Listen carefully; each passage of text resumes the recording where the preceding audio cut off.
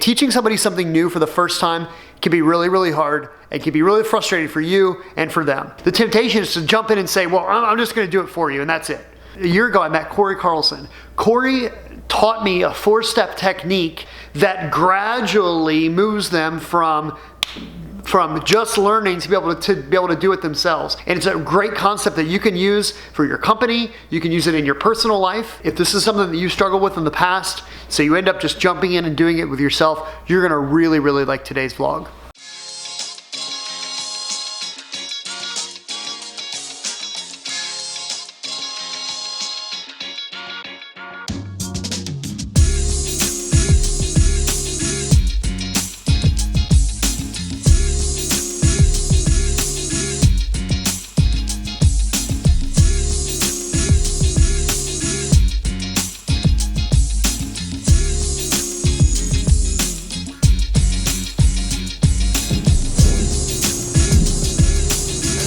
Oh, there he is. What's up, Corey?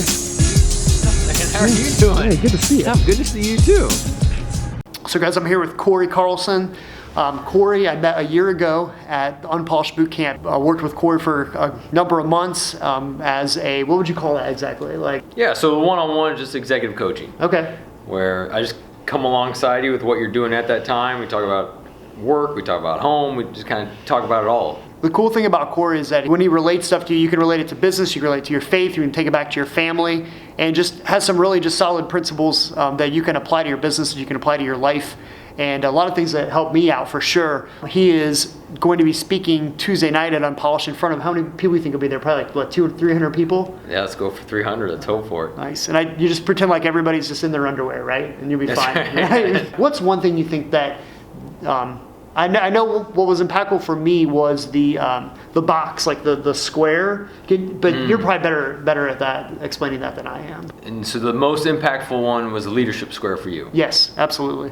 I apply that to my life. We use it almost every day in my business for our trainings. Cool. The leadership square is basically the idea of how to help with basically empowerment. And so what it is basically it's a square, right? And you start out with, obviously there's 4 sides, so 4 different steps that you walk through. First one is just the very beginning. It's like learn how to ride a bike. So when you teach a kid how to ride a bike, you kind of come alongside them, and then stage 2 is you start to take the training wheels off. Stage 3, now you're running alongside them, and then stage 4, they're on their own. They're riding the bike, and so it's this progression of empowerment that you are setting them up to succeed. So which one of these 4 did you kind of find to be most helpful, or was not something new that you were used to? What we would always try to do is just take somebody and just kind of throw them, we'd train them, yeah, and inside a certain environment, away from the action, and they would just throw them out there and see how they would do, and then after they're all beat up and run over and the tire treads are on their back, we'd take them and pull them back into training and retrain them again. Yeah. But we didn't know how to come alongside them. So these 4 different stages, the first one is I do and you watch. Okay. Then the second one is I do, and now you start to help. You start to get engaged, you start to see how I do it. Stage 3 is, well, now you're going to do it and I'm going to help. So now you're taking the lead, I'm coming alongside you. And then stage 4 is you do, I watch. Perfect. Now I have delegated in such a way that you are now competent and I can move on and do something else.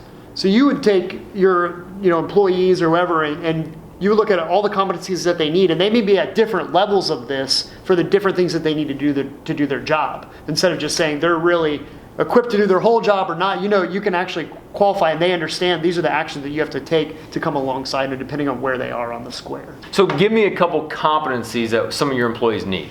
So is it negotiation? Is it contracts? It's where we really this has had the most impact for us is when we do a sales pitch for potential borrowers who are interested in using our financing.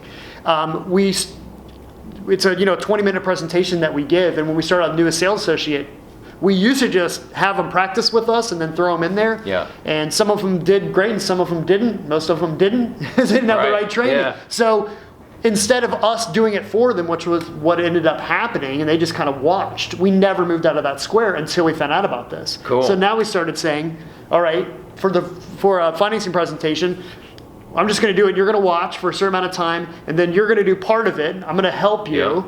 Right? Yep. And then when we got over here, then they were going to do the presentation. Maybe we were there to supplement any questions that the borrower might have about the loans, maybe specific little things. And once they felt comfortable there, then we just let them do it, and we would watch them. So the idea as a leader, for every competency that you want them to know, you've got to walk them through the square. Right. So for the finance presentation, they start number one, they work their way around.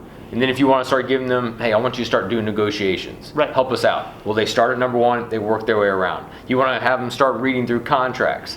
Start at one, work their way around. Right. And so by doing that, so you may have an employee that's worked for you for 10 years, but if you give them a new task, they aren't in 4. Right. They're probably back at number 1 at this brand new task that they've never seen. Right. And so we start to see that with good leaders, where they are always assessing where their people are on the square based on their competency.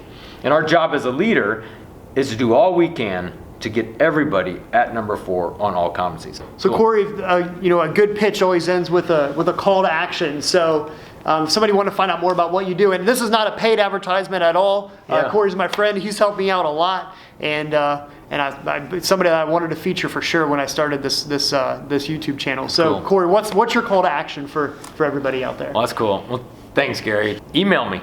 Reach out. It's ccarlson@onwardcoaching.co. And so we'll put that email address at the bottom. But reach out. We can just have a quick conversation, see if this makes sense for you or your team, and go from there. So thanks for watching this clip. All right. Bye. Thanks, Corey. Thank you very much.